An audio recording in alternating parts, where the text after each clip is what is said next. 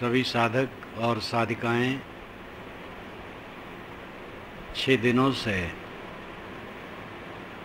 अभ्यास करते रहे, विचार सुनते रहे, सब विचारवान हैं, सब में वो बात है, उसी का परिमार्जन अनुमार्जन करना है और चित्त को शुद्ध रखना है।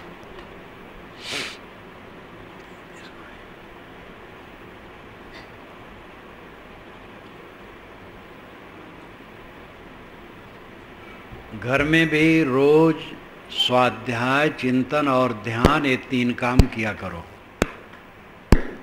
ज्ञान के ग्रंथों को समय निकालकर पढ़ो और संसार की वास्तविकता को सोचो और ध्यान करो। ज्ञान के ग्रंथ पढ़ोगे तो बल मिलेगा। विवेकवान संत कभी कभी मिलते हैं और मिलते भी हैं तो उनसे विचार सुनने का अवसर थोड़ा मिलता है। मुझे याद है एक बार यहाँ पर एक धर्मशाला था, वहाँ कार्यक्रम हुआ था, तो हॉल में हुआ था तो आवाज़ गूंजती थी, तो लोग कम समझ पाते थे। तो बाबू भाई ने कहा कि साल भर में 3 दिन का समय मिलता है। 3 दिन का मतलब 3 घंटा, साहब का समय 3 घंटा मिलता है कुल, तो 1 घंटा तो खो गया। हाल गूंजता रहा और लोग कम समझ पाए। तो दूसरे तीसरे दिन के लिए उन्होंने छत पर सब मित्र मिल करके विचार किए और ऊपर लगवाए शामियाना, तो वहाँ हुआ। तो ये बात बहुत मार्के की थी कि साल भर में 3 घंटे हमें मिलते हैं, तो संत कोई मिले भी तो उनसे विचार सुनने का अवसर थोड़ा समय मिलेगा, लेकिन ज्ञान के ग्रंथ उनके प्रतिनिधि हैं। अपने घर रखो और सुनो, पढ़ो। सुनने की भी साधन आजकल विज्ञान ने दे दिया है, सीडी कैसेट से विचार सुनो। और सत्संग से, ग्रंथ से, प्रवचन से ज्ञान की बात सुनोगे तो खुराक मिलेगी, तो चिंतन आएगा। वास्तविकता को सोचना चिंतन कहलाता है। एक होता है मनोविलास और एक होता है चिंतन। मनोविलास तो एक पागलखाने की बात, शरीर की जवानी की कल्पना करना, सुंदरता की कल्पना करना, धन वैभव की कल्पना करना, स्त्री है तो पुरुष की और पुरुष है तो स्त्री की कल्पना करना, राजकाज की कल्पना करना, बेतहासा पागलपन, वो मनोविलास है जो नरक का द्वार है। चिंतन का अर्थ है जो जैसे है उसको वैसे सोचना। शरीर क्षणभंगुर है, शरीर टट्टी पेशाब की टोकरी है, रोगों का घर है, उद्वेगों का घर है, भूख प्यास, शीत धूप, ठंडी गर्मी, सब इसमें सहने पड़ते हैं। सब प्राणियों के मन छिन्न भिन्न, बदलने वाले, सारे पदार्थ बदलने वाले, क्षण क्षण सब बदलता। हमारे बाबे दादे सब चले गए, जिनके यह भूई भाड़े हो, जिनकी सारी संपत्ति थी वे चले गए, और उनकी संपत्ति को लेकर के पीछे लड़के लाठी उठाते हैं कि हमारा हक कम हुआ और मिलना चाहिए। आजकल तो लड़कियों का भी हक लग गया है स्वतंत्र भारत में, लेकिन समझदार लड़कियां इस चक्कर में नहीं पड़ती। ससुराल गईं तो पति का धन मिला ही, तो माँ बाप से धन छीनने के चक्कर में नहीं पड़ती। और इसीलिए पूरा काल से यह रहा, वेद में भी आता है कि माँ बाप लड़की को विदा कर देते हैं और उसको पूज देते हैं, श्रृंगारित कर देते हैं। अलंकारों में कहा है, धन दे देते हैं दहेज में, जो दहेज में धन दिया जाता है वो लड़की का रहता है, लेकिन लड़के का ससुर गांठ बैठता है। आजकल ससुर ही बात करता है और कहता देखो हमारा लड़का इतना पढ़ाया गया है, और समझ सकते हो मतलब जितना पढ़ाई में लगा है चक्रवृद्धि के दर से ब्याज सहित आपसे वसूलना है, और सब पैसा ससुर रखता है, ससुर को खर्च भी करना पड़ता है। दहेज लड़की का है तो पिता माता लड़की को दे देते हैं जो बन सकता है, और फिर अपने पति के पास उसका धन ही है, उसका भी। आजकल तो लड़कियां कमाती भी हैं, कई लड़कियां ससुराल में जाती वहाँ भी उनकी नौकरी रहती है, पति की नौकरी रहती है, या पति व्यापार करता है या खेती करता है। तो आजकल तो और स्थिति अच्छी हो गई, मजबूत हो गई है। तो माँ बाप के संपत्ति में लड़कियां लेने नहीं आती, जो लड़का है ठीक है उसका है। माँ बाप छोड़ करके चले गए और पीछे आज लड़की लड़के लड़ाई करते हैं उनके लिए, नहीं सोचते हमें भी छोड़ करके जाना है। तो हमारी आंखें तो ऐसी अंधी हैं।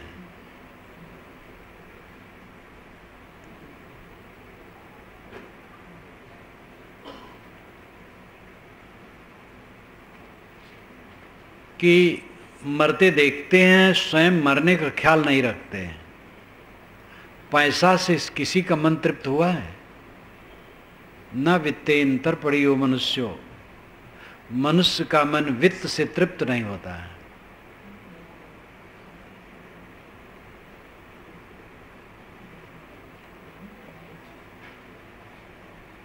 मैं कह रहा था कि पिता माता मर गए तो बच्चे कलह करते हैं धन के लिए, ये नहीं सोचते हमें भी मरना है। खा रहे हैं, जी रहे हैं, सब हो रहा है, कोई कमी नहीं है, लेकिन तृष्णा ऐसी है कि और मिलना चाहिए, और मिलना चाहिए, और मिलना चाहिए, और यही कलह करता और आदर्श खराब करता है।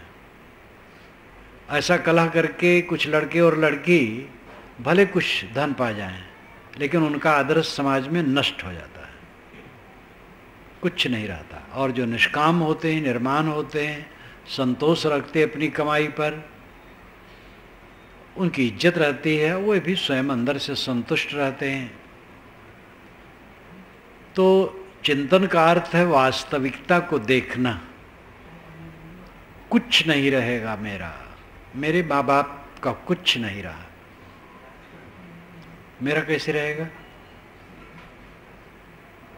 आप लोगों में से कितने पिता पितामहों के शरीर छूट गए होंगे? सबका छूटता है, ऐसे मेरा भी छूटेगा।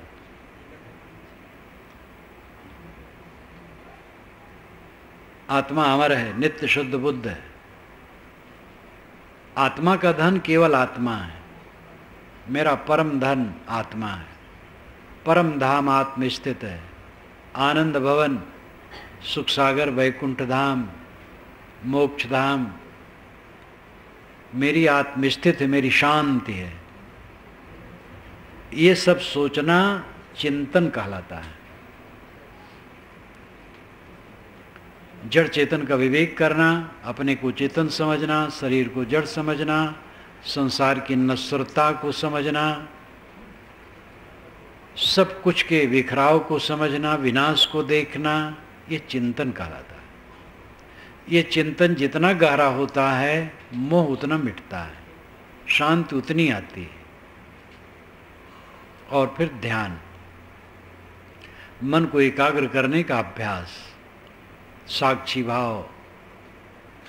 तो स्वाध्याय, श्रवण, चिंतन, ध्यान ये घर पर भी करते रहना, छूटने न पाए।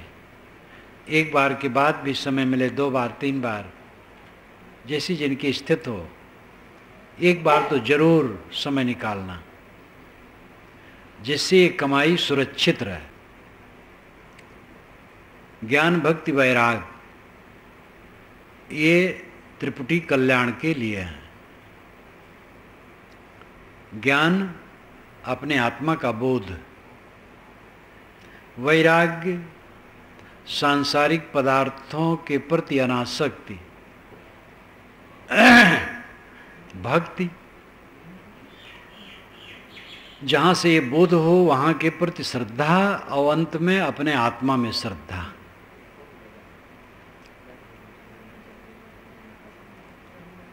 संतों, गुरुजनों, सज्जनों से ज्ञान मिलता है।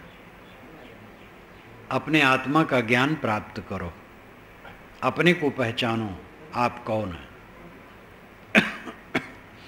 फिर व्यवहारिक भी ज्ञान चाहिए, कैसे लोगों में बरते रहें, क्षमा करके, गम खा करके, संतोष करके सुखी होंगे, झगड़ा करके, लड़ाई करके सुखी नहीं हो।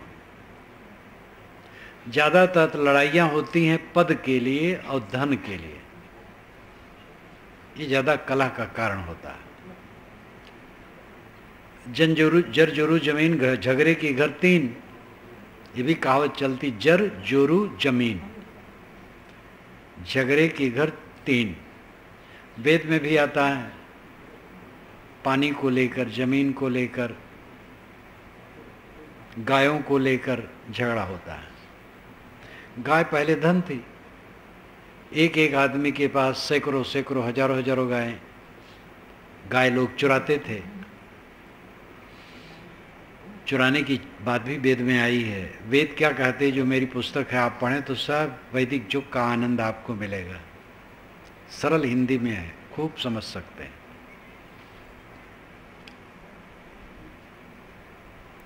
तो झगड़ा होता है दुनिया के प्रलोभन को लेकर। विवेक से रहो। मैंने अभी कहा, धन से तृप्ति किसी को होगी नहीं। जितना धन है बहुत है। धन के लिए ऐसा काम न करो जिससे आपकी इज्जत घटे, परिवार में कलह हो, माँ बाप को असंतोष हो, भाई को असंतोष हो, लोग देखें और थूकें कि कैसे ये तुच्छ हैं। ऐसा ना हो। कमाते हो, खाते हो, बहुत है, क्यों तृष्णा में हो, क्यों नाजायज सोचते हो, क्यों नाजायज करते हो। धन के लिए कोई गलत विचार न करो, पद के लिए कोई विचार न करो। पद आता जाता है, घर के मालिक बनने की भी चेष्टा न करो। अगर करना पड़े सेवा तो अपने को सेवक मानो, और घर के मालिक हो तो पैसा प्राइवेट मत करो। घर की संपत्ति है, पैसा पैसा सार्वजनिक सेवा में लगना चाहिए, आपके व्यक्तिगत में केवल नहीं। समता से सुख है, धन जन है, ये ध्यान दो। धन जन है। व्यवहार और अध्यात्म दो क्षेत्र है। व्यवहार में धन जन है और अध्यात्म में मन धन है। व्यवहार में धन क्या है? जन। और परमार्थ में धन क्या है? मन। व्यवहार प्राणी पदार्थ परिस्थितियों का बर्ताव, उसमें मनुष्य हैं तो जन धन है। पत्नी, पति, बच्चे, भाई, माता पिता, सगे संबंधी जिनका आपका निरंतर का संबंध है, वह धन है। वह खुश रहें ये ध्यान दो। माता धन खुश हो, पिता खुश हो, भाई खुश हो, बहन खुश हो, पत्नी खुश हो, पति खुश हो, जिन लोगों के साथ में हम रात दिन रहते हुए प्रसन्न रहें, इस पर ध्यान दो। और कहीं धन के लिए खींचतान किए और कलह हो गया तो सब बेकार हो गया। महाराज राम देखे अयोध्या में खींचतान तो तुरंत चल पड़े। सुबह बताया गया, उसी दिन चल पड़े। दशरथ ने कहा आज रुक जाओ, कहे ना पिताजी छोड़िए। उन्होंने सोचा आज रुक जाऊं, पता नहीं क्या बदले और मजबूर करे मुझे रहने के लिए। तो जो पक्ष हमें हटाना चाहता उसको और तकलीफ होगी, इसलिए उसी दिन वो बिल्कुल चल दिए। राजशाही कपड़ा उतार करके तपस्वी का वलकल पहन करके चल दिए। ये राम की वीरता और रामत्व है। लेकिन राजनेता लोग उसी अयोध्या में अशांत करके गद्दी चाहते हैं। अयोध्या में शांति बनी रहे, इसके लिए राम ने अयोध्या को छोड़ दिया था राज को। अब आज के राजनेता अयोध्या में अशांति पैदा करके दिल्ली की गद्दी चाहते हैं, प्रदेश की गद्दी चाहते हैं। ये राम के भक्त हैं कि राम के दुश्मन हैं? राम का भक्त हुआ है जो शांति चाहे, राज न चाहे। राम ने राज नहीं चाहा, राज को ठुकरा दिया। भरत को राज मिला, भरत ने भी ठुकरा दिया। सेवा करना पड़ा तो उन्होंने सेवा की, राजभोग नहीं किया। ऐसा ऊंचा आदर्श अयोध्या का। अब आज के राम भक्त कहलाने वाले अयोध्या को नरक करना चाहते। यद्यपि अयोध्या के लोग दुत्कार दिए इनको, 3-4 वर्षों से अब ये कुछ वहाँ नहीं कर पा रहे हैं, क्योंकि सब आज ही जागे वहाँ के लोग।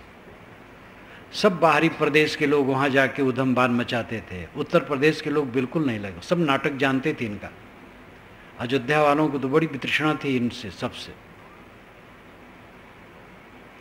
तो ये भक्ति का नाटक दिखावा राजनेताओं का तो भयंकर दुर्दशा है। ये राजनेता लोग तो किसी महापुरुष को छुएंगे तो उसको बिगाड़ करके रखेंगे। राम को राजनेता छुए तो राम के चेहरे को खराब कर दे। बुद्ध को राजनेता छू रहे हैं, उनके भी चेहरे को खराब कर रहे हैं। कबीर अभी बचे हैं, अगर करीब कबीर को राजनेता भुनाएंगे तो कबीर के चेहरे को भी खराब करेंगे। राजनेता कबीर में, राम में, बुद्ध में, महावीर में, मोहम्मद में, ईसा में, किसी में श्रद्धा करें, ठीक है, उनसे गुण लें। लेकिन राजनीतिक लाभ लेने के लिए उनको भुनाएंगे तो उनका चेहरा खराब करेंगे और समाज में प्रदूषण फैलाएंगे।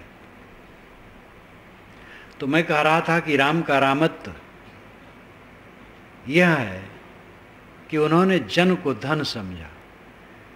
ये परिवार के लोग धन हैं और उनको ले छोड़ करके चले गए बलकल पहनकर। उनके अनुगामी हम लोग हैं। पैसे के लिए, धन के लिए, भाई से कलह, बहन से कलह, माता से कलह, पिता से कलह, पति पत्नी में कलह, ये सब कलह का बीज बोते हैं। कौन भक्ति है, कौन ज्ञान है, कौन विवेक है? शांति बनी रहे, इसमें आनंद है। पैसा आता जाता, काम भर का सब कमा खा रहे हैं। पक्षी हैं, कुछ नहीं, नंगे हैं, घर भी नहीं है, पेड़ पर बैठे हैं, रात भर सो रहे हैं। मैं अभी छत्तीसगढ़ में था तो एक छत पर घूमता था सुबह शाम। शाम को घूम रहा था तो बगुले आकर के एक बड़े पेड़ पर बैठ गए थे। बगुले बगुले सफ़ेद सफ़ेद। एक बगुला देखा सबसे ऊंची टहनी पर, पतली टहनी पर बैठा। और रात में कोई 8 बजे तक मैं घूम करके चला गया। सुबह आया, देखा तो लगा वही बगुला है, उसी टहनी पर बैठा है। टहनी पर वो पैर से पकड़े है बस, न गद्दा लगाए है, न तकिया लगाए है, न मच्छरदान लगाए है, न करवट बदलना है। उसी पर रात भर बैठा हो, सो भी लिया होगा। कोई तकलीफ थोड़े होगी, हमें लगता है, उनको कोई तकलीफ नहीं। हम लोग तो ठंडी में गद्दा और रजाई के बीच में रहते हैं और मछली मेढक पानी में उछलते रहते हैं, तो उनको कोई तकलीफ थोड़े है, उनका स्वभाव है। तो टहनी पकड़ करके पक्षी रात भर सो लेते हैं, सुबह चारा चुनते हैं और प्रसन्न है। ऐ आदमी लोभी, कितना जमा किए है और कितना कमाता है, तब भी कलह कलह, पैसे के लिए कलह, चीज़ों के लिए कलह। इतना नारकी, क्या कमी है? खाने पीने नहीं मिलता है क्या? क्यों कलह करते हो? जन को धन समझो। परिवार के लोग धन है, वो प्रसन्न रहे, वो काम करो। और इसमें जरूरत पड़े तो अपना भी छोड़ दो, लेने की तो बातें छोड़ दो, दूसरे से अपना भी छोड़ दो, तब आनंद है। और अध्यात्म में मन धन है, मन निर्मल है और आत्म संतुष्ट है, फिर क्या पूछना। ये जवानी सपने जैसी ये धन दौलत, ये पद प्रतिष्ठा सब सपने जैसे हैं और थोड़े दिन में बह करके पता नहीं कहाँ जाएगा, क्या किसका है। 100 वर्ष के पहले कौन, 100 वर्ष के पहले के लोगों में कौन है, 100 वर्ष की पहले की चीज़ें क्या हैं, थोड़े थोड़े दिन में सब खोती चली जाती हैं। इन नश्वर वस्तुओं के लिए अपने मन को बांधो मत। मन की पवित्रता महा आनंद है, इस पर ध्यान दो। जिसने मन को शोधा, जिसका मन शांत रहता है वो धन्य है। बहुत बड़ा काम है ये। साधक घबरा भी जाता है कि मन को ठहराओ तो भागता है, और जिसको सोचो कि ये न सोचे वही सोचने में आता है, और जिसके लिए होता है मन सोचे वो नहीं सोचने में आता है, क्योंकि आदत बिगड़ी है। किंतु अगर आप अभ्यास करते रहें तो देखेंगे अंतर पड़ता चला जाएगा। जो मन एक क्षण नहीं ठहरता है वही मन एक दिन ऐसा हो जाता है कि वो कहीं नहीं जाता है। साधक जब ऑर्डर देता है मन को शांत हो जाता है, संकल्प रहित, मस्त, संकल्प विहीन हो जाता है। बैठा लेटा, मन पर ध्यान दिया, मन शांत। ऐसी शक्ति प्राप्त करो। मन को ऑर्डर दो, चुप हो जाओ, चुप हो जाए। ये महान शक्ति मनुष्य की है। परमानंद, स्वर्ग सुख, मोक्ष सुख इसी में है। ये काल्पनिक बात मैं नहीं कहता हूँ, बढ़ा चढ़ा के नहीं कहता हूँ, अनुभव की बात कहता हूँ। आप भी अनुभव कर सकते हैं। अभ्यास करोगे कुछ समय के लिए तो हो जाएगा, तो वानगी मिल जाएगी। उसे बढ़ाओ, सब समय चित्त को सुबस कर सकते हो। और क्या रहेगा? राग रहेगा कि द्वेष रहेगा? मित्र लोग रहेंगे कि शत्रु लोग रहेंगे? धन दौलत उपलब्धियां रहेंगी? कुछ नहीं रहेगा। एक काया भी नहीं रहेगी। तब क्या रहेगा? किस लिए चिपक करके अपने को खराब करते हो? असली काम करो, मन को निर्मल करना। गांठ न बांधो किसी से, बैर न बांधो, मोह न बांधो। न कोई अपना है न पराया है। व्यवहार अपने पराई के लिए थोड़ा है, और सब तमाशा है, सब दिखावा है। इसलिए अपने मन को अनासक्त रखो और मन को पवित्र करो। शुद्ध मन, समाहित मन, शांत मन परम धन है, और व्यवहार में जन धन है। जो लोग साथ में हैं वो खुश रहें, बस बहुत है। पैसा वैसा तो आता जाता रहता है। हमारे भाई के पास ज़्यादा पैसा रहे ठीक है, हमें कम रहे कोई हर्ज नहीं है। जो सहज हक हकूक हमें मिल जाएगा बहुत है, और उसके लिए कलह नहीं। प्रेम से जियो। तो ज्ञान, व्यवहारिक ज्ञान भी होना चाहिए और आध्यात्मिक ज्ञान भी होना चाहिए। आध्यात्मिक ज्ञान है कि मेरा अपना अस्तित्व आत्मा है, नित्य शुद्ध चैतन्य है, अमर है, सारे विकारों से रहित है, कल्याणमय है। मैंने विकारों को स्वीकार करके अपने को खराब किया है। सारे विकारों को हटा दो, बस शेष स्वयं शिव स्वरूप हो, कल्याण स्वरूप हो, ये बोध होना चाहिए। और फिर प्रपंच से वैराग्य होना चाहिए। वैराग्य का अर्थ घर छोड़ना और कपड़ा बदलना नहीं। जो घर छोड़ करके कपड़ा बदल करके आश्रम में चले गए हैं वह, और जो घर में हैं और गृहस्थ का कपड़ा पहने हुए, दोनों को वैराग करना है। क्योंकि दोनों को संसार से जाना है, और दोनों को बंधन है, दोनों को दुख है। दुख मिटेगा वैराग से, अनासक्ति से। स्त्री पुरुष गृहस्थ विरक्त सबके मन में वैराग की जरूरत है, अनासक्ति की जरूरत है। क्षणिक वस्तुएं छूट जाने वाली हैं, उनमें चिपक करके दुख के सिवा क्या है? और भक्ति, अंतिम बात भक्ति। जहां से ऐसा बोध मिलता है वहां के प्रति श्रद्धा, समर्पण भाव, सेवा भाव, वो है संत गुरु। संत गुरु का पल्ला कभी न छोड़ो। संत गुरु वेश में कहीं नकली भी मिलते हैं तो उसको लेकर के असली से भी तृष्णा होगी तो बड़ी भूल होगी। कंकर है लेकिन कंचन भी है, पत्थर है लेकिन रतन भी है। नग पषाण जग सकल है पारख बिरला को। साहब ने कहा नग और पषाण सब हैं, नग रत्न पषाण पत्थर। साधु मार्ग में किसी को फिसलते देख करके कोई घबराओ मत, फिसलने वाले हैं। लेकिन जो साधु मार्ग में पक्का है उनको नहीं देखते हो, वे तो अधिक है, उनको देखो। कोई फिसल गया फिसल गया। कोई भक्त है, भक्ति मार्ग में लगा और फिर गंदे मार्ग में चला गया, तो आपको भक्ति छोड़ने की क्या जरूरत है? चला गया उसकी कमजोरी है। एक ने तो कहा महाराज आप लोग तो ज्ञान बहुत बताते हैं, लेकिन ये भक्त लोग हैं तो बड़े अच्छे रास्ते से नहीं चलते हैं। तो मैंने कहा भाई हमारे भक्तों में आप उंगली उठाते हो, आप सब लोग कितने अच्छे हो। ये आप सोचो कि ज्ञान विचार देते देते इतनी अच्छाई है और न दिया जाता तो और कितनी बुराइयां हो जाती।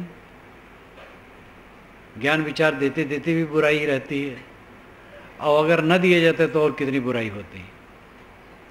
और भक्तों पर तो इसलिए उंगली उठाते हो क्योंकि सफ़ेद कपड़े में दाग दूर से दिखाई देता है, और जो भक्त नहीं कहलाते हैं वे सब क्या सब दूध के दोहे हैं। तो कोई भक्त कोई साधु कायदे से नहीं चल रहा है तो उससे जो सही साधु हैं, उस सही भगत हैं, वे निंदनीय नहीं। और ऐसा अपने नहीं होना चाहिए अरे अच्छे भगत थे और वे कमज़ोर हो गए, गलत मार्ग में चले गए तो हम क्या भक्ति करेंगे, या इतने दिन के साधु थे वो ठीक ठाक नहीं हैं तो हम क्या साधना करेंगे। ये कमज़ोर मन के लोग करते हैं। विवेकवान ऐसा करेगा क्या? विवेकवान आपके सामने नहीं है क्या? अच्छे भक्त और वैराग्यवान नहीं है? यही मैं आया हूँ तो यहाँ कितने मित्र जुड़े और वे अटूट हैं, जिनको हमने विधिवत दीक्षा तो नहीं दी है कि वो हमारे कानूनन शिष्य हैं। मैं उन सबको मित्र कहता हूँ, मैं तो शिष्य को भी मित्र कहता हूँ, लेकिन वह अनेक शिष्यों से कई अच्छे हैं, कई शिष्यों से अच्छे हैं, क्योंकि उनकी समझ भी गहरी है और श्रद्धा भी गहरी है। और शिष्य जब बहुत हैं तो किसी शिष्य की श्रद्धा और समझ गहरी होगी, किसी कुथली भी होगी। लेकिन ऐसे मित्र हैं यहाँ ही नहीं और जगह भी कि वह हमारे शिष्य नहीं हैं विधिवत, लेकिन प्रामाणिक इतने हैं कि अच्छा शिष्य जिनको कहा जा सकता, अच्छा मित्र मैं कहता हूँ। इसलिए कहीं भी रत्न की कमी नहीं है, पत्थर भी है रत्न भी है। आप रत्न का उदाहरण लो। भक्ति करना चाहते हो तो अच्छे भक्तों का उदाहरण लो। देखो ये लगे हैं और शुरू से लगे हैं और अंत तक लगे हैं। वैराग करना चाहते हो तो वैरागवान का उदाहरण लो। जो गिरे लोग हैं उनका क्या उदाहरण लेते हो? कायर आदमी कायर का उदाहरण लेता है और वीर आदमी वीर का उदाहरण लेता है। जिसको वैराग करना है तो वैरागवानों का उदाहरण ले। वैरागवान पुरुष हैं जो वैराग में चलते हैं, शुरू से चलते हैं और अंतिम तक चलते हैं। तो इसलिए भक्ति जहाँ से कल्याण होता है, उपदेश मिलता है, निर्देश मिलता है, जिनके सहारे से साधना में हम स्थिर रह सकते हैं, ऐसे संत गुरु के प्रति सेवा, समर्पण भाव, श्रद्धा भाव, ये भक्ति का अंग है। अब अंतिम भक्ति है आत्मलीनता। भक्ति न जाने भक्त कहावे, तजी अमृत विष कैलिन सारा। लोग भक्ति नहीं जानते, भक्त कहलाते, अमृत छोड़ करके विष ग्रहण करते। तो अमृत कहाँ है? तो साहब कहते हैं अमृत वस्तु जाने नहीं, मगन भया सब लोए, कहें कबीर कामो नहीं, जीव ही मरण न होए। लोग अमृत वस्तु नहीं जानते हैं, विष में मगन है। कामो नहीं, जब कामना जीत ले तब अमृत है। और जीव ही मरण न हो, जीव का मरण नहीं होता, जीव अमृत है। जीव अमृत है सिद्धांत में, व्यवहार में निष्कामता अमृत है। थ्योरी और प्रैक्टिकल। थ्योरी में आत्मा अमृत है क्योंकि अमर है, और प्रैक्टिकल में निष्कामता अमृत है। इस पर मुझे उसकी याद आ जाती है, उस बूढ़े की जो अपने कई साथियों को लेकर के मुझसे पूछा था वेद के मंत्रों को लिख के लाया, अर्थ पूछा तो अर्थ करने लगा कि महाराज अर्थ ना बताए, जो मेरी खास शंका बताए हमके बताओ। तो वेद में लिखा है, ऋग्वेद में, कि ब्रह्म के 3 पाद अमृत में स्थित हैं और 1 पाद में ये माया जगत प्रपंच है। तो कहा उन्होंने कि महाराज जो जगत प्रपंच इसको तो देख रहा हूँ, लेकिन 3 पाद ब्रह्म के जो अमृत स्थित हो कहाँ है? तो मैंने कहा वो कागज में है और कहीं नहीं। कहा महाराज बड़े बड़े जगत गुरुओं मंडलेश्वरों से मैंने पूछा, कहीं समाधान नहीं मिल रहा था, आपसे आशा थी। मैंने कहा तो मैं सच कह रहा हूँ, वो केवल कागज में है। तो कहे तब कहीं अमृत है? हम कहे हाँ है। कहे कहाँ है? कहे आप में। तो कहे मुझे अनुभव नहीं होता है। तो मैंने कहा निष्काम हो जाओ, बस अनुभव हो जाएगा। तो गंभीर हो गया, आंखें बंद कर ली, शांत। तो मैंने कहा समझ में आया? कहे समझ रहा हूँ। बहुत समझदार आदमी था वो। अमृत कहाँ है? आप खुद अमृत हैं। मृत मरा हुआ, जो मरे ना वो अमृत, आत्मा अमृत है। लेकिन ये तो सिद्धांत हुआ। व्यवहार में जब हो, व्यवहार में क्या है? कहें कबीर कामों नहीं, कामनाओं की निवृत्ति हो। अपने को बड़ा बनाने की कामना मत करो, सब पर हुकूमत जमाने की कामना मत करो, भोगों की कामना मत करो, दुनिया के ऐश्वर्य की कामना न करो। मेहनत करो, थोड़ी वस्तुओं में गुजर करो और अधिक वस्तुएं दूसरे से लगने दो। निष्काम बनो। निष्कामता अमृत है और यही भक्ति है।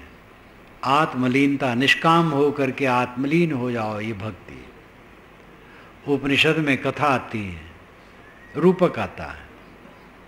तैत्तिरीय उपनिषद में भी है, बृहदारण्यक में भी आखिर में थोड़ा है।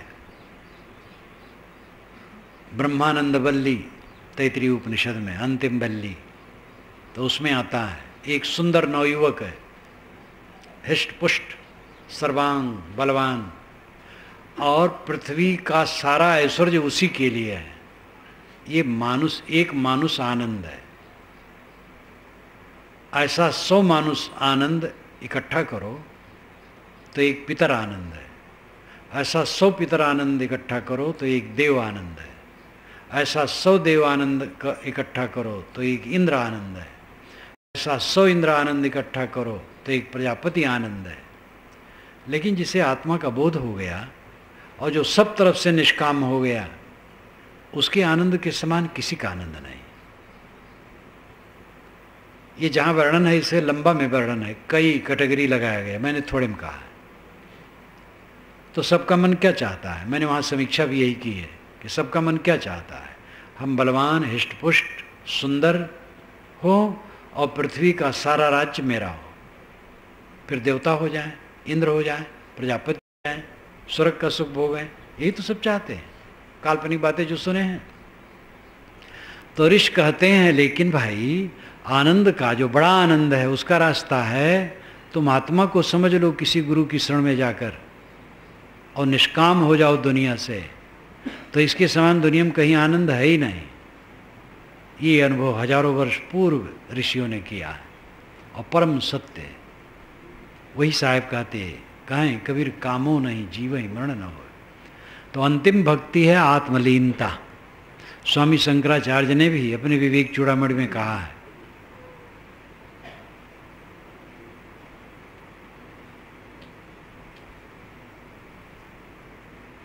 मोक्ष कारण सामग्र्याम भक्तिरेव गरीयसी सुस्वरूपानुसंधानम भक्तिरित विधीयते। मोक्ष के कारण में जितनी सामग्री है सब में भक्ति श्रेष्ठ है। और भक्ति का अर्थ है सुस्वरूपानुसंधानम, सुस्वरूप का अनुसंधान, आत्मचिंतन, आत्मलीनता। जहाँ जो हैं भक्ति ज्ञान वैराग मार्ग में लगे रहें। और वैराग की परिभाषा आपको बता दी। वैराग शब्द से आप लोग ये मत समझ लो साधुओं के लिए है, सबके लिए है। सबको वैराग चाहिए। साधु लोग अगर मरें और गृहस्थ लोग न मरें तो गृहस्थों को वैराग की जरूरत नहीं, लेकिन मरना है सबको। मरना है जब अवश्य, मोहब्बत करना झूठा, करिए भजन विचार विषय से रहिए रूठा, ये निर्मल साहब ने कहा। मरना है जब अवश्य, मोहब्बत करना झूठा, करिए भजन विचार विषय से रहिए रूठा। तो गृहस्थ विरक्त स्त्री पुरुष सबको वैराग मन में रखना चाहिए, भक्ति रखना चाहिए, ज्ञान रखना चाहिए, शुभ मार्ग में चल करके इसी जीवन में अपना कल्याण कर लेना चाहिए। आप लोगों को धन्यवाद देते हुए मैं अपनी वाणी को विराम देता हूँ।